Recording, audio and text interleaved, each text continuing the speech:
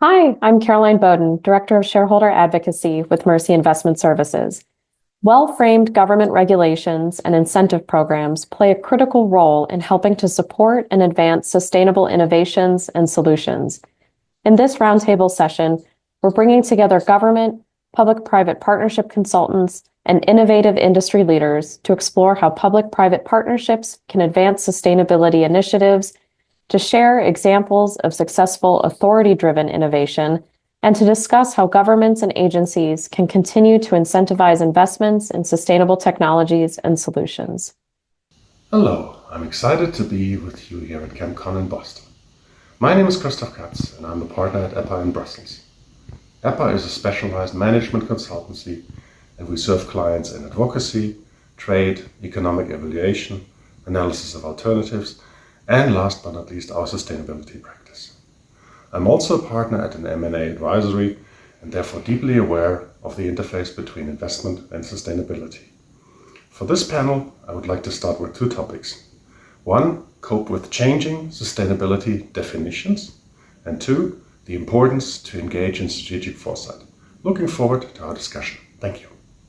Hey everyone, I'm Derek Phelps with 12, the Carbon Transformation Company. At 12, we create low carbon fuels and commodity chemicals by transforming CO2 into essential products. My talk will focus on the role of public policy incentives in driving investment in this space. Stable, long-term policies are critical for scaling innovations like our power-to-liquid sustainable aviation fuel, which can cut emissions by up to 90%. I look forward to the discussion and to working together on sustainable growth. Thanks. Hi, I'm Javier Sanfelix, Team Leader for Advanced Materials at the European Commission Directorate General for Research and Innovation. In this roundtable, I will be talking about European actions to drive investments in sustainability, with examples on public-private partnerships and public procurement. I will also introduce the new measures announced by the Commission in order to achieve the decarbonization and circularity of European industry. I'm Joel Tickner, Executive Director of Change Chemistry, a business network of more than 130 companies ranging from major retailers to brands, chemical suppliers, and innovative startups working to advance the commercialization and adoption of safer and more sustainable chemicals, materials, and products. One of the biggest barriers we see to growing sustainable chemistry is the incumbency of existing chemistries, which are capitalized and have been optimized and integrated into global value chains for decades. I'll speak to why government incentives that both create demand and incentivize supply, lowering costs and creating market opportunities, are essential to advancing commercialization and adoption of sustainable chemistry. These are needed across TRLs and the entire value chain. I'll discuss the need to take the playbook from innovations in sustainable renewable energy technologies and sustainable aviation fuel and apply it to sustainable chemistry. Excellent. Welcome, everybody. So I think the last session was like a perfect segue into what we're going to talk about, because they're starting to get hints around the role of government in terms of helping to drive sustainable innovation and investment opportunities.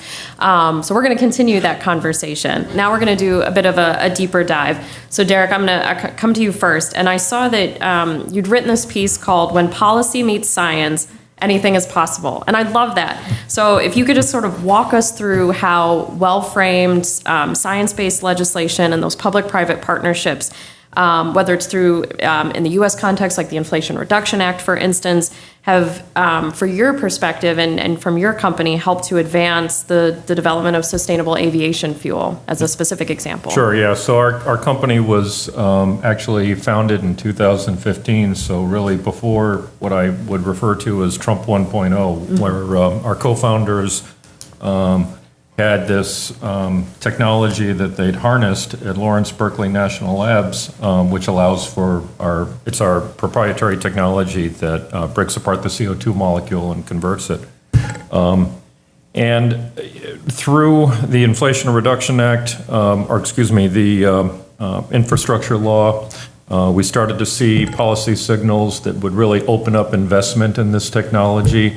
But what really kind of created a very strong, unmistakable policy signal for us in the chemical space was the Inflation Reduction Act, which brought out 45Q, which you may know is the carbon utilization tax credit, and 45V, the hydrogen tax credit. And then what came behind that was 45BZ, which really sent a strong signal for us to go down the road of sustainable aviation fuel. All of which is to say that policy can be enormously helpful and cultivate and inspire, stimulate significant investment, which has certainly been our experience. But as I think we've all been saying, continuity and really a policy model that allows for confidence that you can actually stand up the industry and get to commercialization, which is really what we're all about. We really present ourselves as a technology and a business model that doesn't always need to permanently be on the back of the taxpayer.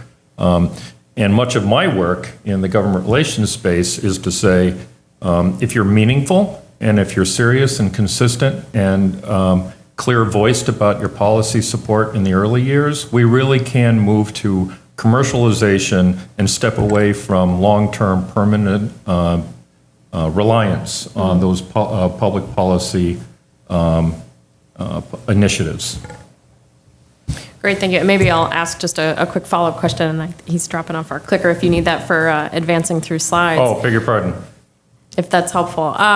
So I guess in addition to in your particular case, the role that these different regulatory frameworks and legislation help to provide sort of the incentives, maybe also address like that market demand, so that sort of push and pull factor. From whether it was from the aviation sector, right, in helping to demand and also push for those innovations. Right. Well, what I have right now is the slide that kind of breaks out our economic model for the different incentives, and I will just call your attention to 45Z, which is almost $1.50 per gallon. Right.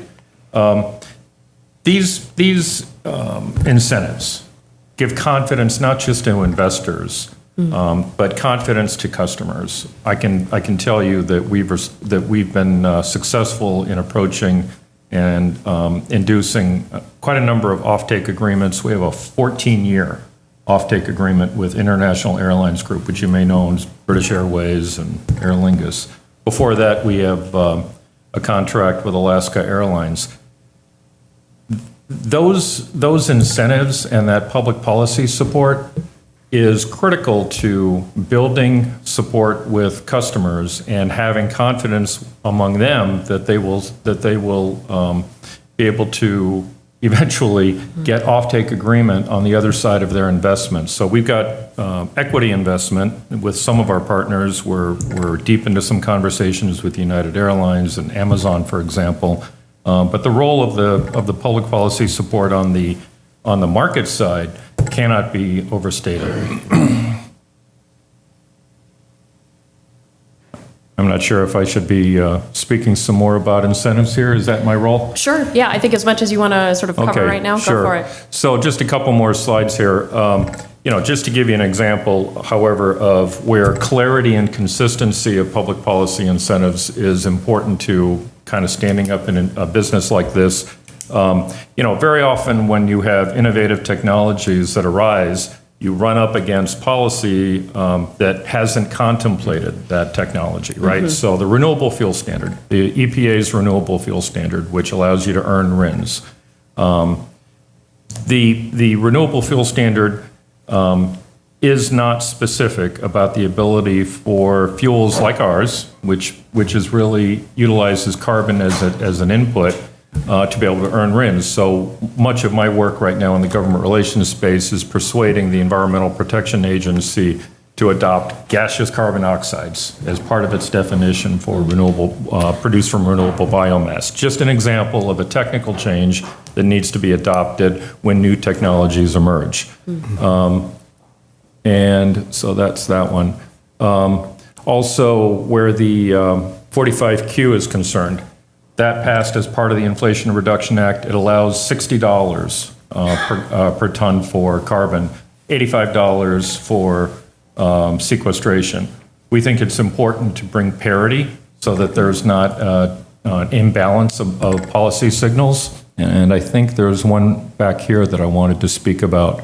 The Inflation Reduction Act, which brought out multiple tax credits. You have 10 years with 45V, which is the clean hydrogen production tax credit. You have 10 years with 45Q. You really only have 5 years with the, it's 2 years for 40B, 3 years for 45Z, but together, 2 plus 3 gets you to 5. Inconsistency there is very problematic to trying to build out the business plan. Thanks, Derek. Yeah, no, so I think, hearing the need for consistent policy and also that balance between public policy helping to drive innovation, but also the role of businesses to then help inform good public policy, which we'll tease out a little bit more. So thank you for that overview. Javier, I'm going to come to you next and take us across the pond, if you will, to Europe in the European context, and would just love to have your perspective on success stories that you've seen through your work at the Commission, I think in particular as well to the Clean Industrial Deal and the role that can play. On the success stories, it's the experience that we have on building public-private partnerships within Horizon Europe. This is something that built also in the past in the previous framework program. As I said, during the preparation of our strategy on advanced materials, we noticed that there was a disconnection between the outcomes of the academics and innovators in Europe with the industry needs. Having this type of collaboration, we are ensuring that the research that we are doing in the universities fits the specific needs of industry. We have now a new one under Horizon Europe, which I presented already yesterday, with a private association now with 250 members and expanding to that with even more, that have a common agenda agreed with objectives to design these advanced materials for the green and digital transition. So for us, this is an excellent opportunity to facilitate industry to have access to innovative materials that can contribute to decarbonize, but also find alternatives to substances of concern, or also reducing dependencies on strategic critical resources. So we build this on successful stories in past partnerships that we also have, for example, on decarbonizing energy-intensive industries, where there we also connect the pipeline, because in Horizon Europe we invest up to TRL 7, 8 sometimes, and then it is other funds that are available to support the deployment of that technologies. And then we ensure that these partnerships are also aligned with Innovation Fund that can support the deployment of the final technology, always related in this case for the decarbonization. And in relation to policies like the Clean Industrial Deal, this also sets the framework in Europe and the confidence of industry that the investments that they are doing together with us in this partnership are aligned with European objectives and contribute to achieve the targets that we are asking them to meet. Perfect, thank you. So I'm going to come over to this side now. And Christoph, so I think you're in a really sort of interesting place with the consulting firm and how you help to bridge the complexities between public policy and some of these, some legislation that is obviously very complex and very nuanced, and then how to bring that into business strategies and opportunities. So if you can just maybe sort of walk us through, like, what does that look like of how you're advising the clients that you work with and helping them navigate both the complexities and seeing the opportunity in authoritative frameworks and some of these partnerships. Yeah. And so it can be, let's start from a simple example that directly links to what Javier said. We advise clients on funding opportunities that are available. And for many clients, it is either too complex to get through them. So we help them just to manage that, because especially if it's a small or medium-sized enterprise, we help them to understand what do I do and forms and all these kind of things. So that's the very practical elements. And sometimes they're not even aware of these opportunities, and they come to us and say, hey, we need support. What can we do? That's kind of on that singular level. The other piece is to say, okay, and going back a little bit what we had in the previous panel, is a little bit about foresight. Like, what is happening right now in terms of, okay, what does a clean industrial deal, what does a new REACH or whatever you want to talk about, what does this really mean for you in these terms? And then, so we help them to understand, okay, if this is your company strategy and you cannot take this away from your strategy in terms of regulatory environment that you're in. And if you early enough understand what's happening there in that environment, they will also see what's kind of the benefit. Two practical examples. One is, for example, we have a client that has a relatively large multinational company that has heavily invested into supporting the transition to battery electrical vehicles. A lot of technologies in that area.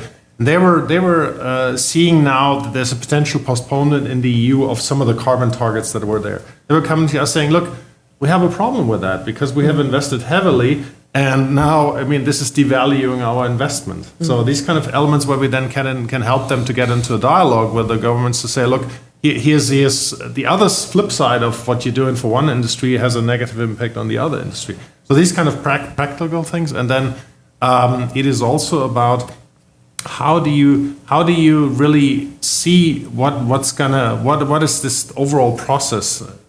EU has a relatively complex process to come to decisions to say, okay, also what is the timing of your decisions, right? So it has to go through certain regulatory processes. What does it mean in terms of when is this going to happen and when am I going to either be benefit or impacted of that one? That's also very important for many clients so that they can make their strategic decisions either to invest or to change or to modify what they do. Perfect. And I think in some ways that's a good segue to Joel and your experience with change chemistry. And I think especially your experience in looking at different aspects of the value chain and both the need for whether it's financial support or good legislative support to help drive change. So can you, give some examples, talk about your experience and what's needed along the value chain? Sure. No, I was already told I had too many slides, but I'm not going to. Do you want the clicker? They're part of here. You could just throw it around. But I think in the previous panels we talked a bit about the risk side of investment, but the challenge is it's really difficult to get rid of chemicals of concern if we do not have the safer, more sustainable alternatives at scale. So that's the challenge, as I mentioned, this sort of, the stuff that we have today works. It is capitalized over long term. So even a company, sorry, Beth, I'll talk about Dow. A company like Dow can make something that's super green. The final transformation product may be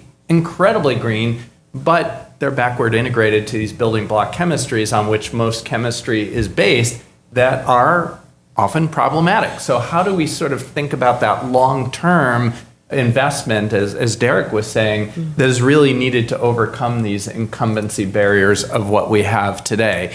And we get this reinforcing vicious cycle because there's not an interest in taking risk, especially at the CapEx venture, maybe, but a CapEx where it really matters to build a facility. If you take, for example, the IRA investments in the industrial deployment program, billions of dollars, and sorry about Dow again, but you had hundreds of millions of dollars given to large companies that already had the capital to invest and take debt equity versus the ones that really needed it, like 12, right. $100 million. Well, Solugen got a $200 million loan, not a $200 million grant. That's very different. And that then creates a challenge for investors. They're like, oh, they've got a $200 million loan that they've got to pay back eventually with interest.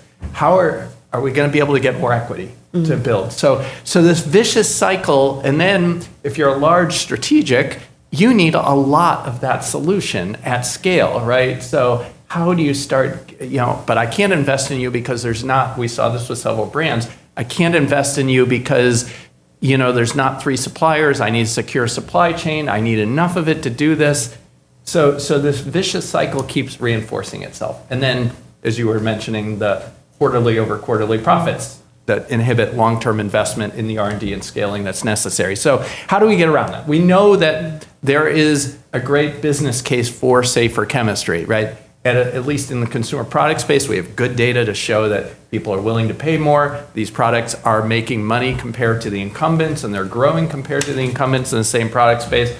So how do we get around this? So we've done a couple of workshops with the Department of Energy, starting to look at these tipping points and how do we start thinking about those investments, which range from, early stage to pilot to CapEx R&D funding, private, market access type incentives. So how do you preferentially, we've talked about this, right?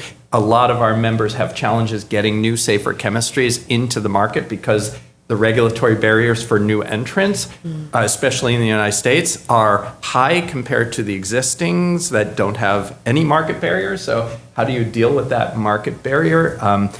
Preferential purchasing, and as Derek was saying in the SAF space, that is really key. Recognition, like safer choice. Offtakes are really key, as Derek was saying too. If you think about how certain private companies built their markets for certain chemicals and materials, they did it by underwriting risk. How did Walmart build sustainable cotton? They underwrote the risk of buying 3 years of crops from organic farmers to build the market for it. So all of those seem to be really credit, and then all the tax credits and adoption credits. So again, if it costs more, you gotta get to cost parity, because otherwise, you think about electric vehicles. Would we have built a market for electric vehicles if we didn't incentivize their purchase? Probably not. But we got billions of dollars investment in electric vehicles because of it. So. Yeah, thank you, Joel. And so next couple of questions, I'll kind of open it up to everyone that wants to chip in on these. And I'm glad, Joel, that you mentioned I guess some of those tensions and challenges between like public grants versus a public loan, because I did want to get all of your perspective on the role of whether it's public procurement and public funding, and how that can help to drive innovation, sustainable solutions, or maybe in some cases how it also might hinder things. And Derek, maybe I'll start with you, and I'm curious from 12's perspective of, was there a role that public funding played at all, in whether through your company or through the broader development of sustainable aviation fuel? Certainly. I think there was a little bit of a push and pull. There was a growing public awareness and sensitivity around carbon footprints associated with transportation. In the case of aviation, there was kind of a general understanding that decarbonizing surface transportation through passenger vehicles is something you can probably achieve through electric vehicles. Decarbonizing transportation, particularly aviation, is very difficult. If you are thinking of doing that with electric or hydrogen, really drop-in fuels is the way to go. Carriers started to market to their customers years ago that they were going to decarbonize by some benchmark by 2030, or eventually all of, or most, and get to carbon neutrality by 2050. Around that same time came the BIL and then the Inflation Reduction Act. The confluence of those events coming together was really what gave us and really the discovery of our technology, which came at a really good time, allowed us to pull those policy signals together. And as I mentioned, we're really moving in the direction of commodity chemicals, plastics, foams, and rubbers. And then the Inflation Reduction put this strong signal in the direction of aviation fuels. It is likely that was aimed at row crops, alcohol to jet, corn, soybean, and so on. However, we were able to slide into that moment with our carbon transformation technology and say, hey, what about e-fuels, drop-in fuels? Again, it works very nicely operationally to drop our fuel into existing infrastructure. And not to, I don't want to wander off the spirit of your question too far, but something I wanted to kind of bring out, drawing from the panel that was up just before we came up. There's this discussion about sustainability and what's your approach, what's each person's interpretation of what sustainability means. For the environmental crowd, sustainability is really aimed at curtailing emissions and climate change, of course.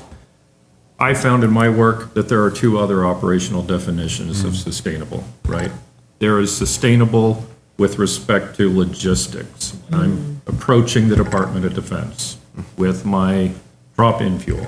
And they are already concerned about the transportation of fuels, hypothetically, let's say a fuel that starts at a refinery in the Gulf of Mexico, I will call it the Gulf of Mexico, and transport it all the way around to the other side of the earth to Guam or some site in the Pacific.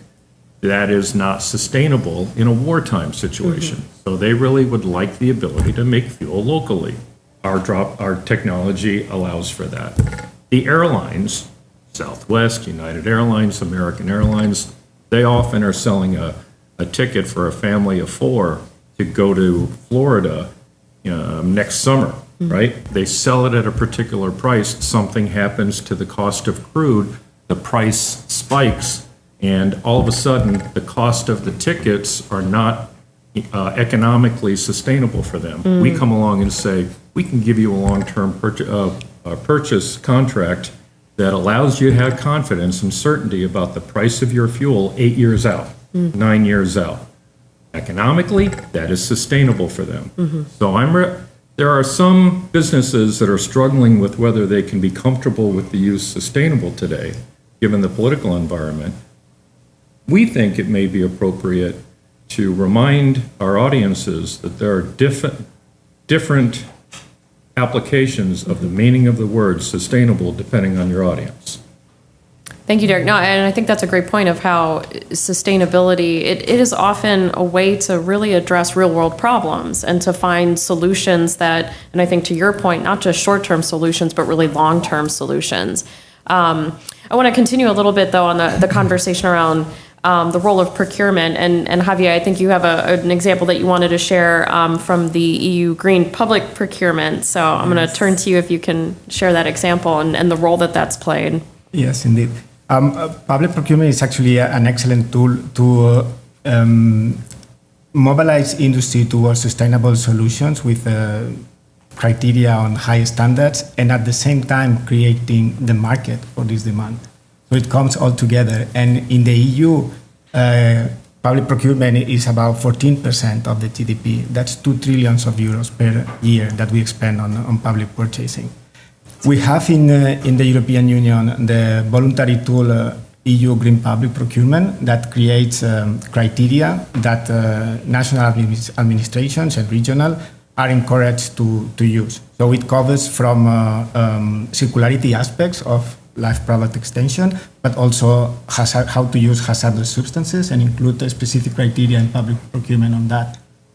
There was one example of the criteria that was adopted for computers, laptops, and smartphones on 2021. And recently in Ireland last year, they managed to integrate this criteria on circularity of computers. And they have made a tender with a successful buyer that the government of Ireland estimated 7.5 million of expenditure of remanufactured computers. And this is thanks to the EU Green Public Procurement that they introduced the criteria and now there is the market and they changed to a circularity approach. And I think this is very positive and more examples like that should come. And this has been announced in the Clean Industrial Deal. The European Union has a commitment to revise the current framework that we have in order to incentivize innovation procurement, innovation that goes towards sustainability. And there is the case of developing also low carbon label for products that can be integrated in public procurement criteria. And then it's again, we are asking them to move towards more sustainable solutions and put the effort. And at the same time, we are creating the stable market for these products. And I think that's a very good example of how to promote these changes with regulatory approach. Absolutely. Joel or Christoph, anything you want to add? Maybe let me start with again a little bit from the real life practical example. Some interesting elements. I see fully the element and the benefit of like building the base and overcome the risk due to public procurement. Hey, you have the base demand or whatever. At the same time, we also have clients and situations where, let's say, somebody brings up a biological biocide, right? So something that's supposedly be more sustainable on more long term, but then we have situations where that one by definition doesn't fit into the current definition of a biocide, right? So you sit suddenly between two chairs and say, all right, I have a nice new product, and it will fulfill the overall requirements, but it doesn't fit into a framework, either the procurement framework or maybe also the definition and regulatory framework. And this is where, in the real life, we help then the clients to say, okay, how do you get there? But this is a challenge that you see where it's like, okay, what do I do now, right? And that's we face that and see that quite on a regular basis. I mean, I think you can think about preferential procurement in a private sector perspective and a public sector perspective. So a company like Target preserves end cap space for products that meet certain, sustainability criteria, like safer choice. So you create that option, you put it out there more.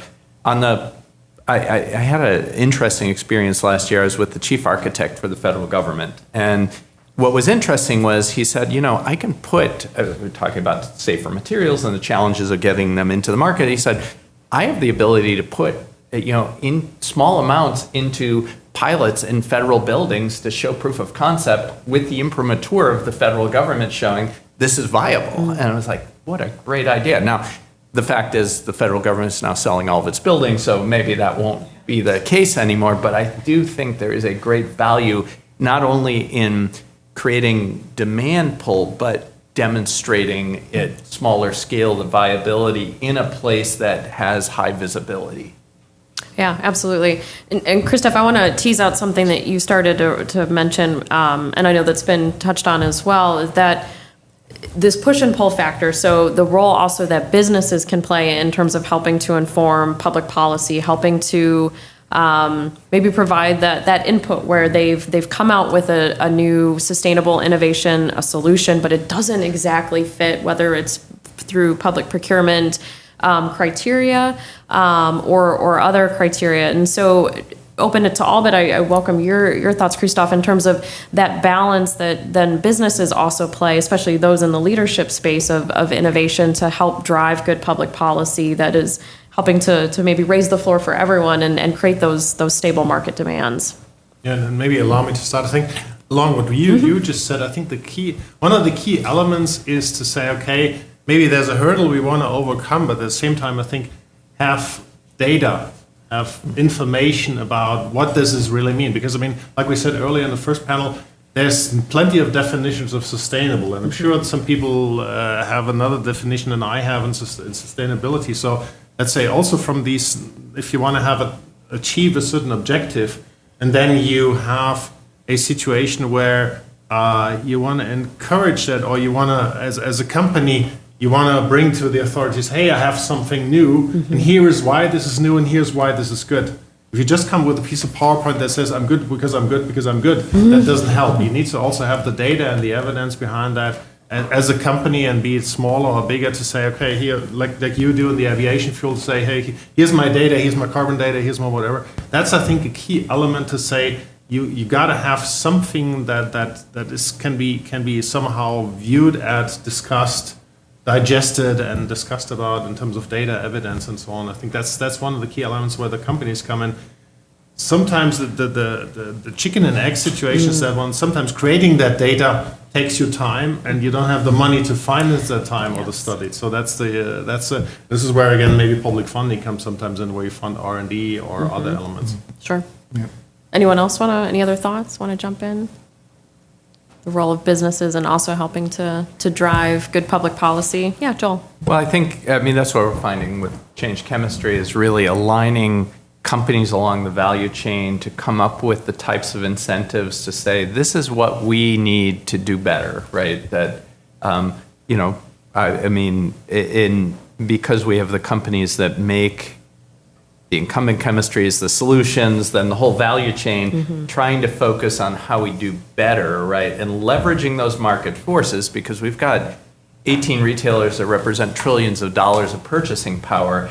How do we leverage that purchasing power beyond just saying we want it to actually acting on it and doing it, right? Because that's a challenge we often find, is we've got chemical suppliers and plenty of examples of where chemical suppliers have come up with green chemistries that would meet the safer standard, but no one's buying them in the market because they cost more, they need reformulation. So how do you sort of address that cost differential in the value chain to get, and that's where business has to come up. Is like, am I willing to accept a lower margin at this point? Or do we start with higher margin products to show proof of concept, get economies of scale, grow them, and then try to do that? But there has to be some give along the value chain, and that's why we created Change Chemistry, is to create that more pressure along the value chain to say, you want it, we can make it, but we need to work together to solve it. I mean, I think there's a lot of effort here. I mean, we heard about these metrics that were focused on the chemical sector and then the downstream users. I mean, after 20 years, our feeling is that it takes a system to change. It's not going to be only dependent on the chemical suppliers, and it's not going to be only dependent on the brands and the retailers. It takes everyone at the table and the innovators to all be there to create the system. Absolutely. And then government has to be able to come in and support that system and not create those challenges. And on top of that, investors have to put their money where their mouths are. You can't say you want to get away from risk, but then I want quarterly over profits, and I'm not going to put the money behind it. So it takes everyone to do this. Absolutely. Piece of cake. I mean, it's what you just outlined. It's, super easy, of course. I tease. But before we open it up to audience Q&A, do want to address, because we're obviously talking about authority-inspired innovation. And given the context in the U.S., given the EU omnibus that's come out and changing some of those authority-inspired frameworks, kind of have to address the elephant in the room a little bit. And so I welcome all of your perspectives just in terms of, because I think it's clear the commitment to sustainability, to innovation, to helping to drive safer solutions. But what happens when authority isn't, the government regulations, when they're not supporting that anymore? Sort of who are the other stakeholders that can step in to continue driving that forward? I mean, I think, again, in this audience, it's become apparent that even without perhaps that government level support, that those innovations will continue, but there will be challenges. So I welcome your thoughts on, in these unprecedented times and perhaps without some of that market stability that businesses certainly want, investors we also want, how do we navigate that? And are there other stakeholders that we need to be tapping to help continue supporting this innovation journey? So who wants to start with that? Go ahead, Derek. So here's my reaction to that. And, government relations is my space. So I think the spirit of your question is, what's the consequence of there being no government or policy direction? What does it mean when you go from having policy signals and a governmental policy direction to suddenly being without that? I would say government always has an agenda. Every government, every policy, every administration has a direction that they want that they want to take the world. You hear a lot. We're in favor of an all of the above strategy. We don't want to pick winners and losers. I say BS, because underneath the surface of it, there's always, if you just scratch a little bit, you'll find that he who says that has an agenda. And it was, I think, very much on display when on January 20th, the afternoon of January 20th, there was the energy dominance executive order that contained language that said we wish for there to not be an arbitrary direction of policy, and we are therefore going to bring a halt to awards, but we want to apply a lens of thinking to ensure that these 6 or 7 areas of energy are not punished. The translation of that is, we want support to return to these particular areas of energy generation. Biofuels was in that. Biofuels was included. It is important to look at your business and explore to the extent that you are able, with clear eyes, a connection between your technology and your business, and look for ways to align. We are very comfortable with the message around our technology that, and particularly with sustainable aviation fuel, I'll say, that domestic energy independence made possible with domestic feedstocks is a world in which we can be successful, if not thrive. So that's a long way of saying I'm convinced that on any given day, whatever government is in place has some sort of a direction in which they want to take the world. And the challenge as an emerging technology is to discover and identify how best you can position yourself to be compatible to that agenda. A little bit of being a chameleon to some extent. Yeah, I'll add into that. I think that's exactly right. The language to use now, as you were saying, is around, supply chain resilience and ability, defense, national security, right? That's the language around the bioeconomy. In some ways, there's a whole congressional commission on the, national security and the bioeconomy, sort of reframing, right, these issues. I mean, the Sustainable Chemistry R&D Act passed during the first Trump administration. We did our first meeting with the Department of Energy on linking decarbonization and detoxification during the Trump administration. So if you take the pushback on protecting the EPA Safer Choice program, you've got everyone from, chemical industry, individual companies, brands, retailers, and NGOs aligned on this is good for business.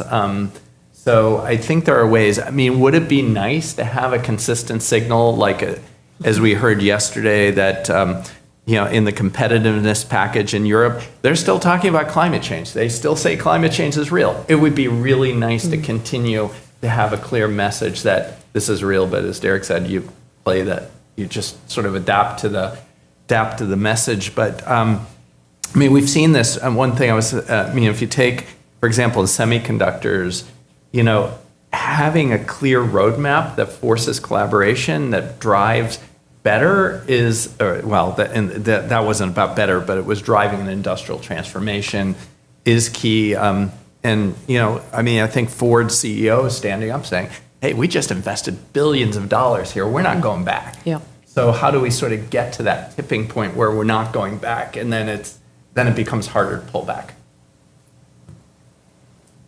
Yeah, maybe allow me two comments from my side. First of all, if I look at the company that I co-own, small, medium-sized consultancy, we have to continuously reinvent ourselves, right? And there will be no government that will ever tell us what we need to do, but rather we need to understand what the clients want and how we do there. And so putting that into that next level and going back to your question, I think there's also these kind of elements of maybe policy uncertainty, government uncertainty, and so on. That's also the time when, in the past, and I hope also today and in the future, when entrepreneurs and people with a vision come up and say, okay, here's what I think I want to do, and here's what needs to happen. And those kind of tipping points when there's more uncertainty are also great chances, right? I mean, that's something where, as an entrepreneur, you can take up and say, okay, I take a simple example. Two examples. 30 years ago, we realized that in the EU, the member states will play a role. So we invested earlier than others into our capabilities to address member states. Nobody did that before. Nobody told us to do that. And also, a couple of years ago, we saw that facts and items and things like that were playing a bigger role. So we invested into a socioeconomic department. Nobody told us to do so. So I think there's also in these times when there's maybe uncertainty and also changes and something like that, there's good opportunity for entrepreneurs, big companies as well as smaller ones to come forward. Yeah, I like that, the need for visionaries. Yeah. We are almost at time, so please, Javier, jump in. I'm going to just invite the audience. If anyone has burning questions, go ahead and come up to the mic and we will take a quick question or two, but please go ahead. Just very short contribution. It's indeed a lot of uncertainty, but in Europe, Green Deal objectives still remain. The scenario when the Green Deal was adopted to what we have now is not the same. And geopolitics has changed a lot, and the situation of the European industry is very challenging. You mentioned the omnibus. Now we are in a situation where we need to nurture our industry and facilitate them to growth. And then we have been challenged many times of over-regulation. I think the new Commission has listened to industry. Yesterday was presented how the Antwerp Declaration and the adoption of the European Green Deal, it is a way to still try to achieve all these climate goals that we have, but at the same time making sure that we have a competitive European industry. And of course, this comes, there are trade-offs, and we want to facilitate them more, and without asking too much reporting. Nobody will be ever happy, but we are trying. The objective is clear. We want to have Green Deal objectives achieved, climate neutrality, and to be a circular economy. And that's, we are still leading in that way. And I think that's a positive long-term vision for investments and companies. Absolutely. Any audience questions? We are almost at time. So anything? Yeah, go ahead, come up to the mic. And well, I wanted to add in, if you think about climate space, it wasn't government, at least in the US, that drove action. It was investors that drove action. So investors aren't going away. So we need to, this is true. When government sort of exits a bit, we need other levers to keep pushing on the system, whether it's supply chains, whether it's investors. So we for sure create the pressures other ways. Uli, we talk WT Consulting. Now, let's assume you have a company inspired by all this regulation, and let's assume they have this innovation going for safe chemistry, and let's assume they have a product that fulfills all the requirements of the Green Deal, so sustainability, polymeric, degradable, whatsoever. Let's assume they even do the investment, even being not a big company. Let's assume they do all the testing and this baby turns out brilliant. It fulfills all the requirements. Time to market. Time to market. Now, talking to investors, you get everything ready. I'm back to chemicals right now. You have everything ready. You submit your submissions to the authority, may it be under the chemical regulatory scheme, any kind of other horizontal regulation, food contact whatsoever, and then you run through the evaluation process. This may stumble a little bit. In the end, everything works out perfect. It's published that this baby is safe and great and everything, and now you wait that you get added to some kind of positive list, which needs to be published in order to become into force. Everybody is waiting, and this takes time from your patent, time from the patent protection. The company is waiting 1 year, 2 years, 3 years, and nothing is happening. So how can we get this under control? I think here we really need support them from the regulatory authorities to speed up with processes. Maybe not only in the EU. In the US too.